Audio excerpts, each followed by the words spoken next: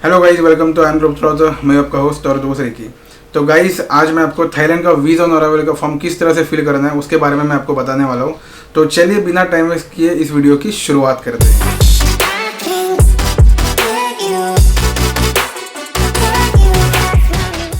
तो गाइस कुछ इस तरह का होता है थाईलैंड का वीज़ा ऑन अराइवल का एप्लीकेशन फॉर्म।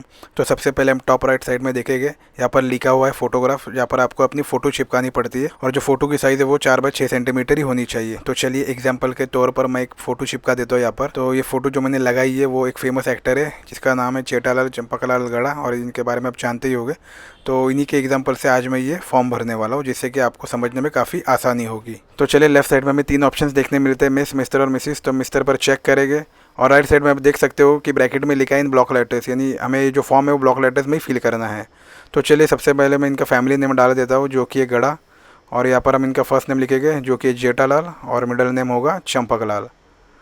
नेशनलिटी में हम लिखेंगे इंडियन, और यहाँ पर मैं एक पासपोर्ट नंबर उनका डाल देता हूँ, कोई भी रैंडम पासपोर्ट नंबर डाल देता हूँ A123456, और date and place of issue होगा मुंबई। डेट ऑफ बर्थ मैं डालता हूँ 01/01/2001, कोई भी रैंडम डेट ऑफ बर्थ मैं यहाँ पर डाल रहा हूँ। और एक्सपायरी डेट जो भी आपके पासपोर्ट एक्सपायरी डेट है वही आपको यहाँ पर डालनी है। तो मैं डालता हूँ 12/12/2030, और फ्लाइट नंबर जिस भी फ्लाइट से आप थाईलैंड जाने वाले हो बस उसी फ्लाइट का फ्लाइट नंबर आपको यहाँ पर डालना है। तो मैं डालता हूँ FD123। ऑक्यूपेशन यानी कि आप काम क्या करते हो, अगर आप एक सॉफ्टवेयर इंजीनियर हो तो यहाँ पर आप सॉफ्टवेयर इंजीनियर लिखोगे, अगर आप सर्विस करते हो तो यहाँ पर सर्विस लिखोगे, फ्रीलांसर हो तो यहाँ पर आप फ्रीलांसर लिखोगे। क्योंकि जेठालाल के बिजनेसमैन है इसलिए मैं यहाँ पर लिखूंगा बिजनेसमैन, तो यहाँ पर मैं लिख देता हूँ बिजनेसमैन। और परमानेंट एड्रेस जो भी आपका परमानेंट एड्रेस है वो आपको यहाँ पर डालना है। तो मैं कोई भी एक रैंडम एड्रेस यहाँ पर डाल देता हूँ। एड्रेस इन थाईलैंड जो भी आपने होटल या हॉस्टल बुक किया है बस उसका एड्रेस आपको यहाँ पर डालना है। मान लो आपने 2 या 3 होटल या हॉस्टल बुक किया है तो जो सबसे पहले आपने होटल या हॉस्टल बुक किया है बस उसका एड्रेस ही आपको यहाँ पर डालना है। तो मैं यहाँ पर कोई भी एक रैंडम एड्रेस डाल देता हूँ।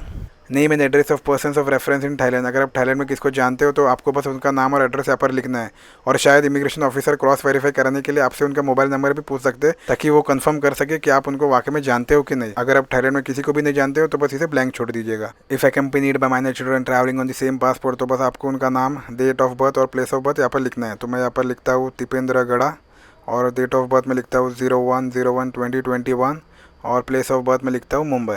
अगर आप अकेले ट्रैवल कर रहे हो तो बस इसे ब्लैंक छोड़ दीजिएगा। और यहाँ पर आपको करनी है अपनी साइन, और जिस डेट पर आप थाईलैंड पहुँचोगे बस वही डेट आपको डालना है। तो मैं यहाँ पर डालता हूँ 01/07/2023। That's it. तो गाइस देखा आपने कि थाईलैंड का वीज़ा ऑन अराइवल का फॉर्म फिल करना is very simple and easy. लेकिन आपके पास 2 ऑप्शंस हो गए फॉर्म फिल करने के लिए, या तो आप यही से फॉर्म डाउनलोड करके फिल करके आप थाईलैंड जा सकते हो, या तो फिर आप थाईलैंड पहुँचने के बाद वहाँ पर एक वीज़ा ऑन अराइवल का सेक्शन है जहाँ से आप फॉर्म लेकर भरकर आप उन्हें सबमिट कर सकते हो। लेकिन फिर उसके लिए आपको पैन और गम, ये 2 चीज़ तो आपको लेके ही जाना पड़ेगा, क्योंकि मैंने वहाँ पर देखा था कि बहुत से लोग मतलब पेन पूछ रहे थे एक दूसरे को और गम भी नहीं था चिपकाने के लिए। तो लकीली मैं पेन भी कैरी कर रहा था और गम भी कैरी कर रहा था। तो जिन जिन के पास भी पेन था वो एक दूसरे के साथ शेयर कर रहे थे, और गम तो मैंने ही दे दिया था कि जिसको यूज़ करना है करो। तो पेन और गम तो याद से लेके जाना। और तीसरा जो सबसे इम्पोर्टेंट चीज़ है वो है फ़ोटोज़ तो अब याद से लेके ही जाना, क्योंकि अगर आप फ़ोटोज़ भूल जाओगे तो एयरपोर्ट पर तो एक फ़ोटो बूथ है जैसे आप फ़ोटो निकाल सकते हो, लेकिन फिर वो 4 फ़ोटो आपको 300 बात में पड़ जाएगी। यानी 300 बात यानी लगभग 750 के आसपास आपको पड़ जाएगा 4 फ़ोटो, जो कि काफ़ी महंगा होगा। इसलिए आप अगर वहाँ पर मतलब प्लान कर रहे हो कि वहीं से आप भर कर देने का अगर प्लान कर रहे हो तो आप पेन, गम और फोटोज़ तो याद से लेके जाना। अगर आप मुझसे पूछोगे तो मैं तो आपको ये रिकमेंड करूँगा कि थाईलैंड का जो वीज़ा ऑन अराइवल का फॉर्म है वो आप यहीं पर ही डाउनलोड करें और यहीं पर ही फिल करके आप थाईलैंड जाए। इससे आपको बेनिफिट ये होगा कि जब आप थाईलैंड पहुँचोगे तब आपको वीज़ा ऑन अराइवल का फॉर्म भरने के झंझट नहीं करना पड़ेगा। आप सीधा थाईलैंड पहुँचकर सीधा वीज़ा ऑन अराइवल की लाइन में खड़े रह सकते हो, और फिर प्रोसेस क्लियर करके और फिर इमिग्रेशन क्लियर करके आप सीधा एयरपोर्ट के बाहर निकल सकते हो। इससे सबसे बड़ा बेनिफिट आपको ये होगा कि आपका टाइम वेस्ट नहीं होगा। वीज़ा ऑन अराइवल का जो फॉर्म है उसकी मैंने लिंक डिस्क्रिप्शन में डाल दी है, आप वहाँ पर क्लिक करके डाउनलोड कर सकते हो फॉर्म। तो चलिए, अगर आपको ये वीडियो पसंद आया होगा तो लाइक, शेयर और सब्सक्राइब जरूर करना, और कमेंट करके मुझे ज़रूर बताना कि ये वीडियो कैसा था। और अगर आपकी कुछ क्वेरीज है या कुछ डाउट है रिगार्डिंग थाईलैंड तो मुझे कमेंट के द्वारा लिख कर ज़रूर बताना, मैं आपके सारे के सारे सवालों का जवाब ज़रूर दूंगा। तो चलिए, तब तक के लिए keep smiling, keep inspiring and keep travelling. Bye.